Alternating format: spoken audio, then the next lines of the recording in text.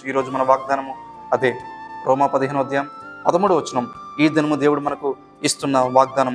కాగా మీరు పరిశుద్ధాత్మ శక్తి పొంది విస్తారంగా నిరీక్షణ గలవారొకటకు, నిరీక్షణకు కర్తయ్య దేవుడు విశ్వాసము ద్వారా సమస్తానందముతోనూ సమాధానముతోనూ మిమ్మల్ని నింపునుగాక.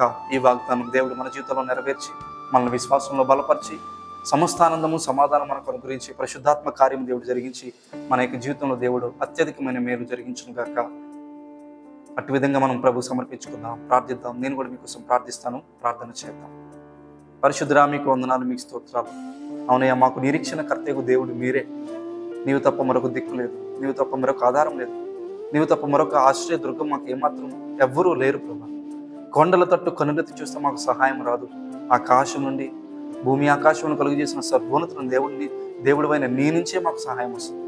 దేవుని నామలో మొర్రపెడుతున్నాం, కృప చూపండి, సహాయపడండి.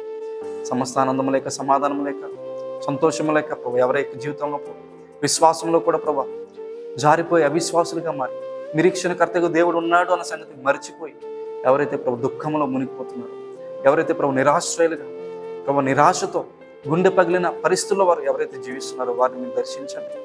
నిరీక్షణ కర్తగా దేవుడి పైన నీవు ఉన్నావని, సమస్తానందంతో సమాధానంతో వారి జీవితాన్ని నింపుతావని వారికి విశ్వాసాన్ని పుట్టించండి. వారు నీ అందులో విశ్వాసం ఉంచడం ద్వారా గొప్ప కార్యములు వారి యొక్క జీవితంలో మీరు జరిగించవలసిందిగా మొరపెట్టుకుంటూ ఈ యొక్క దినమంతా నీ ప్రజలకు తోడుగా ఉండి మేలు చేయండి.